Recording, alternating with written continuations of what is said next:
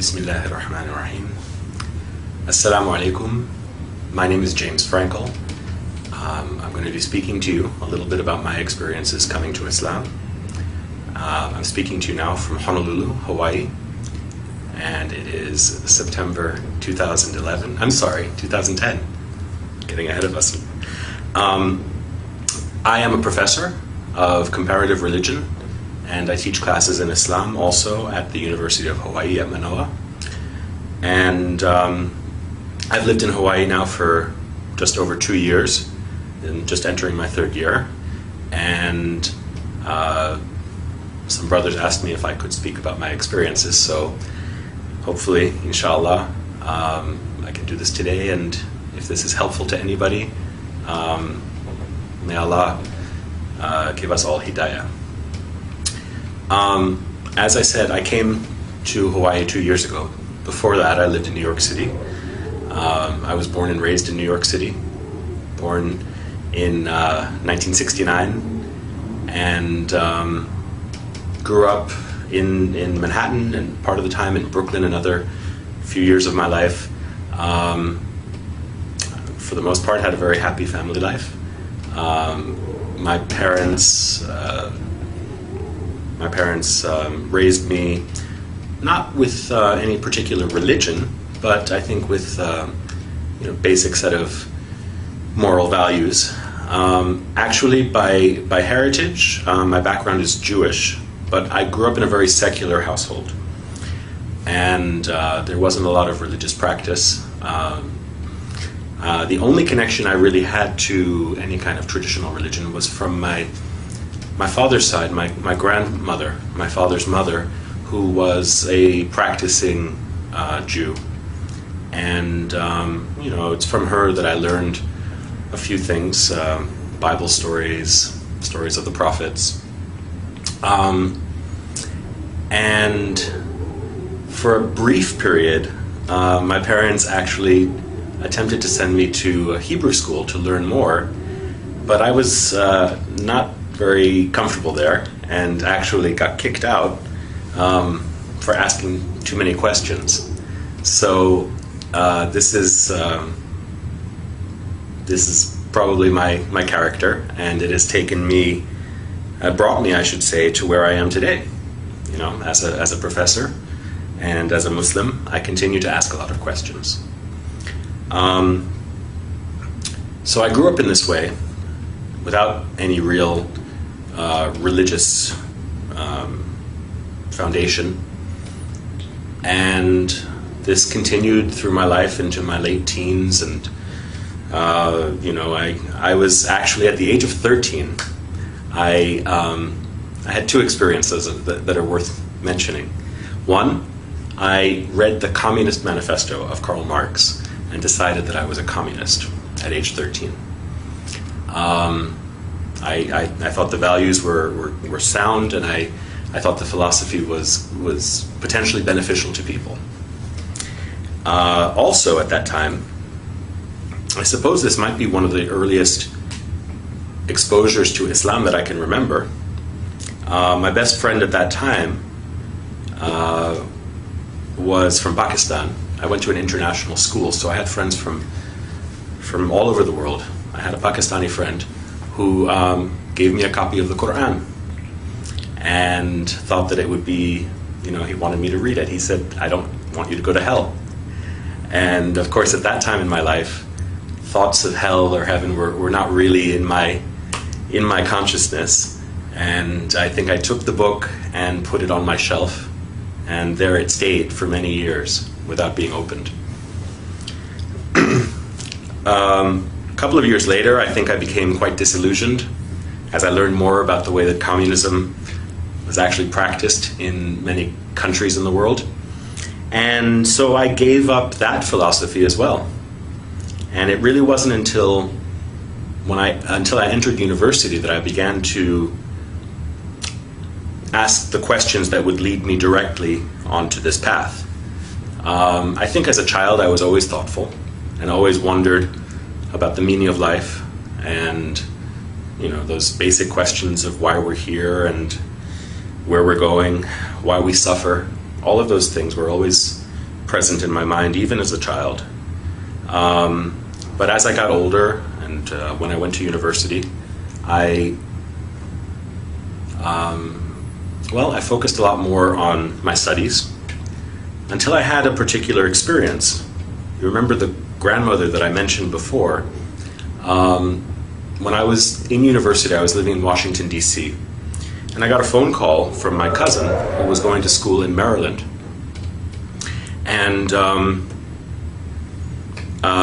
it was a surprise visit from my grandparents and my aunt and another cousin, and they took me out for dinner. And I spent the evening basically just talking to my grandmother. I told her about my plans to start studying Chinese, which I was doing at the time. I told her about my plans to move back to New York, to transfer to Columbia University.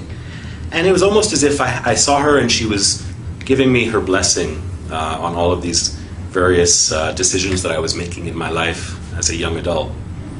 At the end of the evening, I was walking her to her car, and in the parking lot of this restaurant, she turned her ankle and she tripped. And I asked her, "Grandma, are you okay?" And she said, "Don't worry about me. Just worry about yourself." Okay, I thought. And then I continued to walk with her to the car. I opened the door. She got in. I kissed her goodnight. And I said, "Well, I guess the next time I'll see you will be for Thanksgiving when I come back to New York." And she said to me, "God willing." And okay, I didn't think much of it at the time. I closed the door and off they drove. My cousin took me back to my dormitory, and I went to bed. And early the next morning, I got a phone call, and it was my cousin. And I asked him why he was calling so early. And he said, there was no other way to say it. He said, "Grandma died." I said, "Really?" I thought he was joking, maybe. I said, "What are you talking about?" And he explained that she had a heart attack in her sleep. And of course, her final words to me, were echoing in my ears. I said, "I'll see you soon." And she said, "God willing." And I said, "Are you okay?" And she said, "Take care of yourself." So to this day, it was an unexpected visit, and of course an unexpected departure for her. And to this day, I can only wonder, about the meaning of that encounter with my grandmother, who, of course, as I said, was my only link to traditional religion. I went back to New York for the funeral, and it was a traditional Jewish funeral. And the rabbi who was giving the eulogy spoke about my grandmother and said, "Sarah was a rare treasure," he said. "She was like a jewel, and now God has taken this treasure back to him." I said, "Okay." That's what rabbis would say. When the rabbi came to my grandfather's house to pay his respects, I wanted to ask him some questions. I wanted to ask him questions about certain practices that are practiced in a Jewish home at the time of someone's death. And he told me, "Don't worry about those things." He said, "That's just tradition." I said, "Okay, then how about this? In your sermon, you said that my grandmother, I don't know how well you knew her, but you said that she was taken by God. So where is she? And for that matter, where will I go? Where will you go? Where do any of us go? And why are we here?" And all of those questions that well up in the human heart. And the rabbi, I remember very clearly, he looked at his watch and he said, "I have to go." And I don't think that he realized how angry that made me. I also don't think that he realized at that time that he set me on a course that would lead me to where I am today. Because I became very interested in those questions. And at first I thought I would try to answer those questions, paying respect to my grandmother's memory. I would try to find a Jewish community where I could answer those questions. But the communities that I found, and again, I was just 18 or 19 years old at the time, the communities that I found were not satisfactory to me. And I asked the question which I had asked many times as a child, is God only the God of the Jews? There are only 20 million Jews in the world, and yet there are billions and billions of other people. God created them also, right? So I began to study on my own. I began to read the Bible. And that summer, when I was in England, I was there for an internship.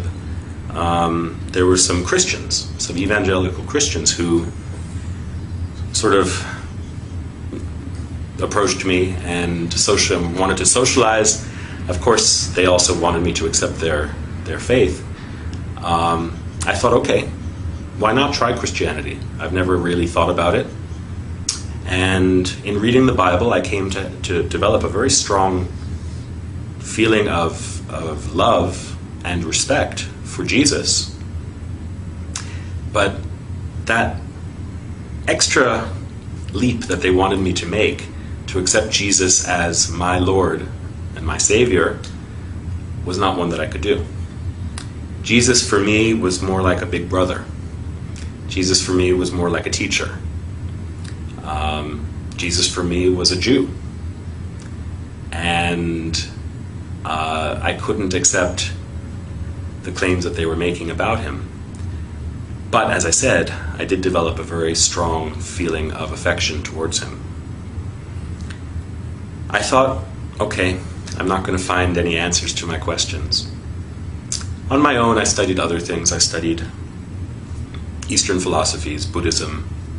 I read the Upanishads. I studied Western philosophies, particularly Greek and Roman Stoic philosophy. But nothing really was answering the profound questions that I had. Then one day, I was back in New York, just before I began my semester at my new school. And I was at Times Square, and this was back in the early 1990s. So Times Square was very different than it is today. It was much more seedy, kind of raw place. There were drug addicts and prostitutes, and there were all sorts of religious preachers. And I remember speaking to one guy. I always love to talk to people about religion, often as a skeptic. And there was one guy who was a Jew for Jesus. And he was telling me what he believed, and I had heard it before. To me, it was basically Christianity.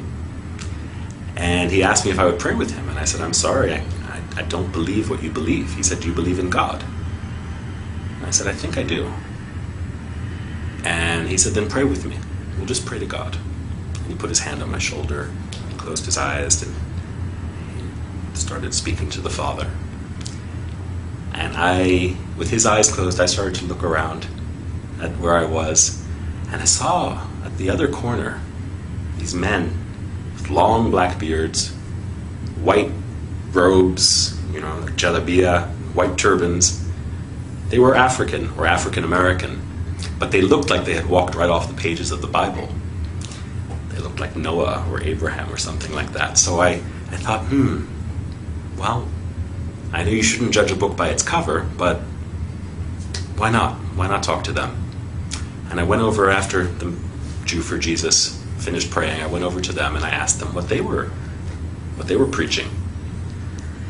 And they told me I probably wouldn't be interested in it. And I said, why not? And they said, well, because you're the devil. I said, really?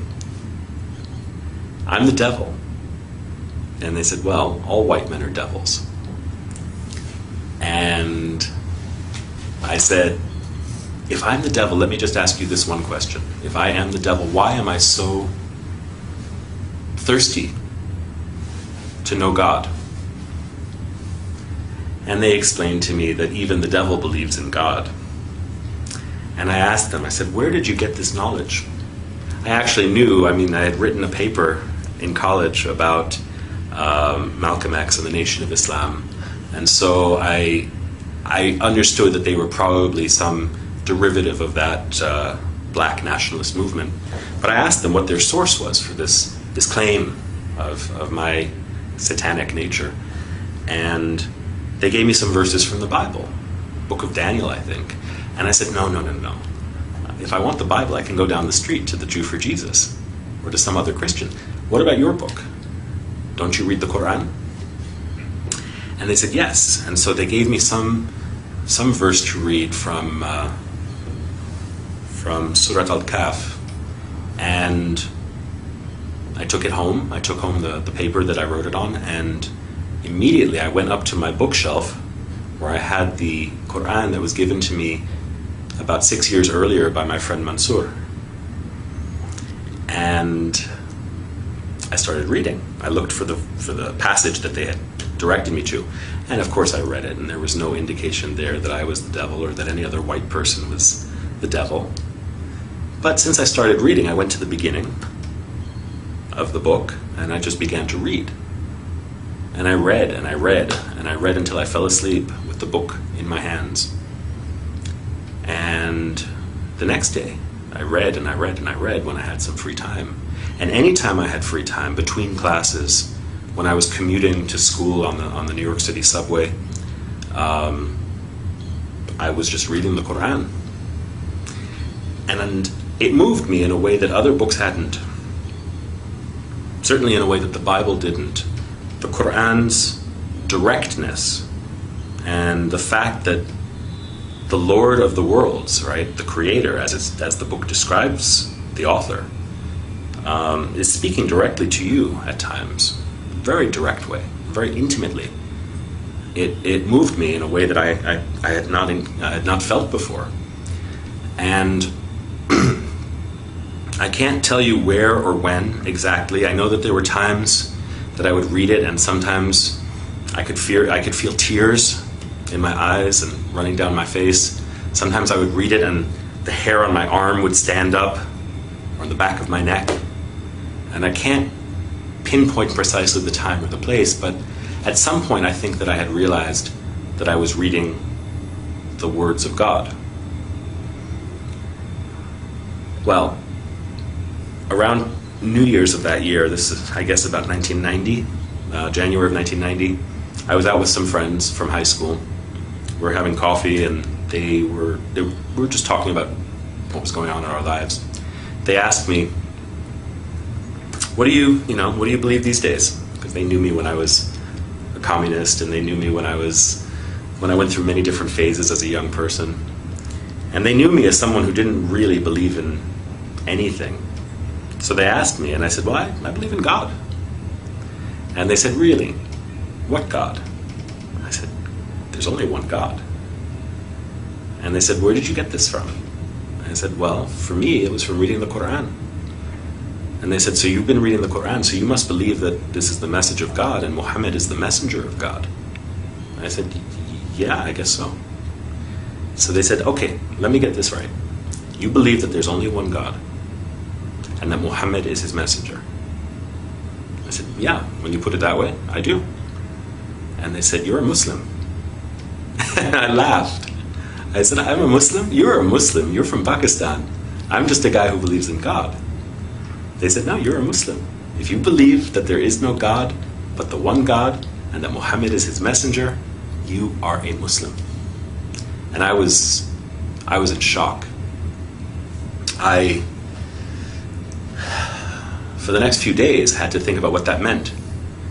And I contacted my friend Mansour, the one who had given me the Quran when I was 13 years old. He was at University of Pennsylvania, and he was working in the Muslim Students Association there, I think. I thought I'd heard that.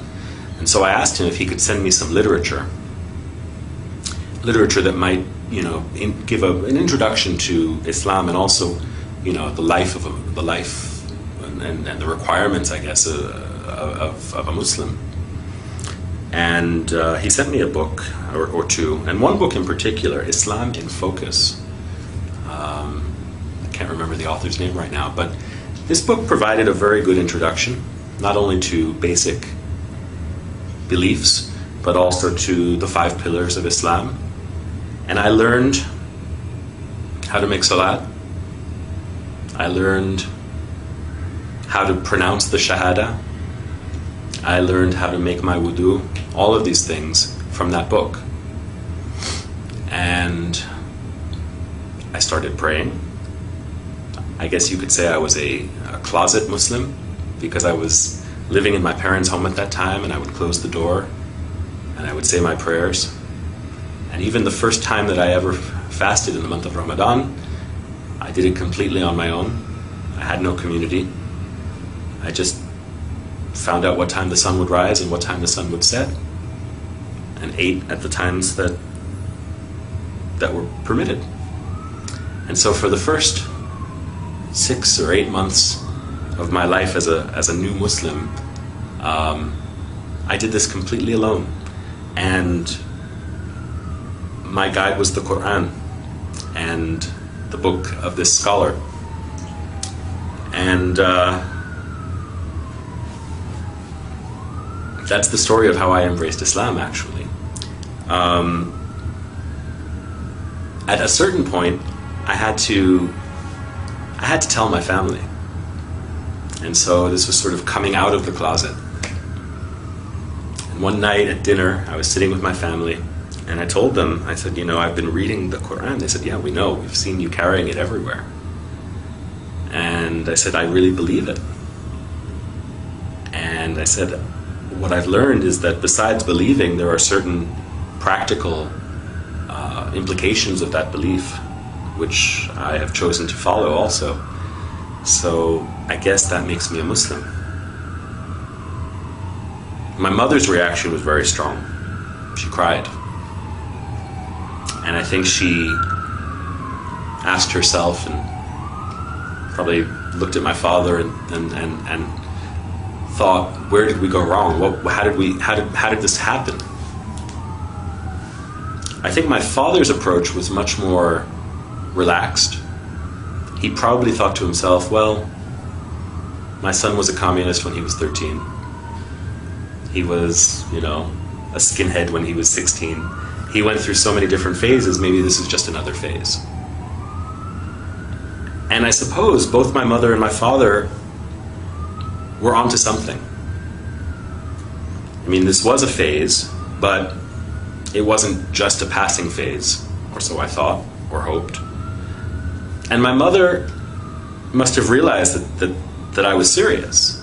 But of course her reaction was one of fear and regret, which I suppose are understandable when one is ignorant and only has distorted perceptions based on